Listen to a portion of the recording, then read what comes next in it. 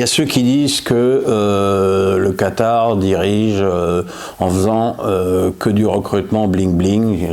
J'ai lu un truc qui m'a fait rire, me dire Fofana sera un joueur magnifique pour le PSG, mais il n'est pas assez cher, et c'est malheureusement probablement vrai. C'est vrai. Leonardo est dans son coin et fait rien pour aider les entraîneurs en place, c'est vrai. Les joueurs ne font pas tous les efforts, c'est vrai. Mais ça n'empêche pas que l'entraîneur soit nul. Je dirais, c'est un problème de plus. Pochettino, il est insupportable. Alors, il ne faut pas se fier à ses conférences de presse, parce que qu'il fasse des conférences de presse de robinet d'eau tiède, on a connu d'autres entraîneurs, c'est pas pour ça qu'on les paye, on les paye pour gagner des matchs et faire rêver le public, parce que gagner des matchs, le PSG en gagne, ils sont qualifiés en Ligue des Champions, ils sont premiers avec 11 points d'avance en championnat, donc en termes de résultats, on ne peut pas dire que ce soit une saison catastrophique, c'est le contenu qui est catastrophique, mais le match à Lens, il n'avait pas de mots. Alors, ok, les Lensois ont été magnifiques, et ils ont fait un match formidable et assez étonnant, parce qu'ils restaient quand même sur un petit coup de moins bien, que ce soit contre Angers ou encore plus à Brest. Mais moi, je comprends pas. C'est qu'on a Messi. On voit bien, Messi, il dit qu'il a froid peut-être, hein, mais ce qu'il y a de sûr, c'est que il est parti 3 fois en Amérique du Sud, faire 8 matchs.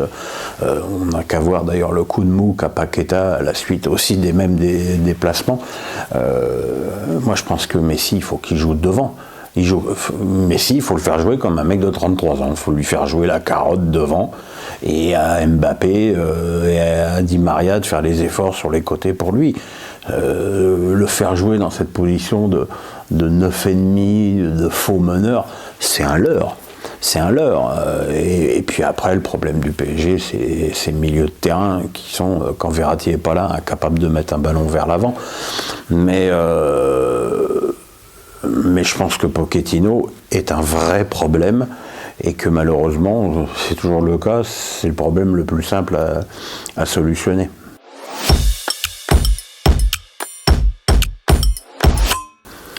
Alors, Der Zakarian a toujours eu la réputation d'être un entraîneur très défensif.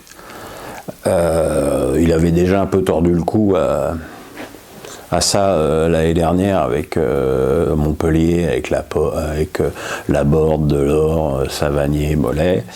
Et là, je dirais qu'après une période de tâtonnement, il a fait un cocktail entre le Brest de Dalloglio, très offensif, et les principes défensifs de Der Zakarian, et que ça marche, ça a marché.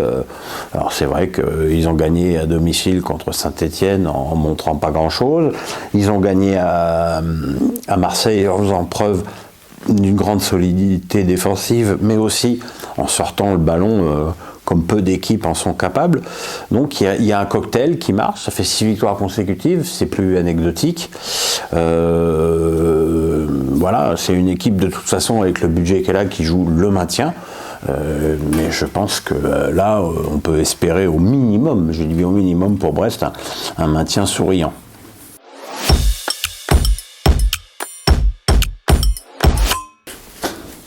C'est-à-dire que si Lyon ne finit pas dans les 3 premiers, il va bien falloir, c'est comme les 3 qui vont descendre, il y en a finalement 3 qui vont finir dans les 3 premiers.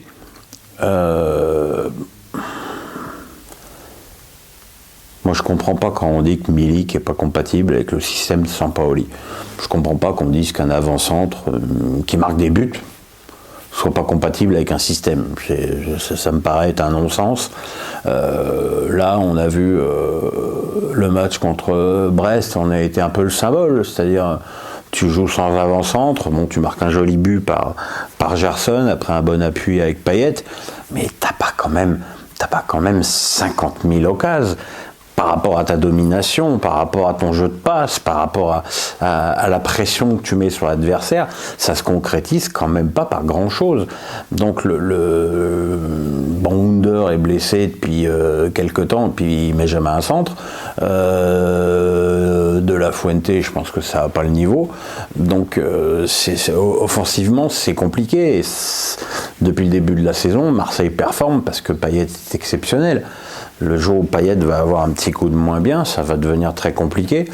Et puis voilà, les tripatouillages incessants de Sampaoli, à mon avis, nuisent à l'équipe. Quand on voit que Lirola joue à gauche, puis milieu droit, Rongier joue arrière droit, Koundé est rentré contre Brest, a joué 30 minutes à gauche.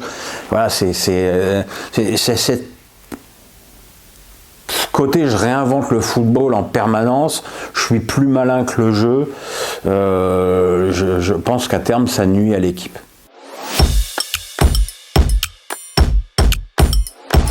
Vous voulez que je vous montre? C'est marrant, j'ai répondu à une question à ce sujet sur Insta ce matin. J'ai jamais remis en cause les compétences de Julien Stéphan en technicien. J'ai juste considéré qu'à un moment donné, à Rennes, il était plénipotentiaire et que c'était trop pour lui. D'ailleurs, il l'a reconnu lui-même puisqu'il a démissionné. Et donc, je pense que, voilà, c'était... tu peux pas, quand tu es un jeune entraîneur et que tu as une équipe qui a quand même un budget certain, entraîner l'équipe, t'occuper de la com, du recrutement. Donc, à Strasbourg, il entraîne. Et il fait que ça. Parce que c'est un club structuré, ils ont un président formidable, alors qu'à Rennes, ils ont un président malheureusement qui est malade. Donc voilà, il faut... il est dans son rôle de technicien, il le fait super bien, l'équipe marche bien, moi je prends beaucoup de plaisir. Bon, moi je supporte Strasbourg, mais en plus, ça fait quelques matchs que je dis à Marc, je trouve qu'il y a quelque chose qui se passe dans le jeu, que c'est plus solide, c'est plus serein. Mais vous inquiétez pas pour mes relations avec Stéphane, je lui ai envoyé un SMS ce matin et il m'a répondu juste avant qu'on enregistre.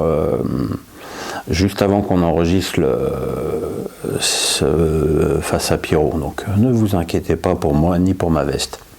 Ni d'ailleurs ne vous inquiétez pas pour moi pour rien. Si vous voyez qu'est-ce que je veux dire.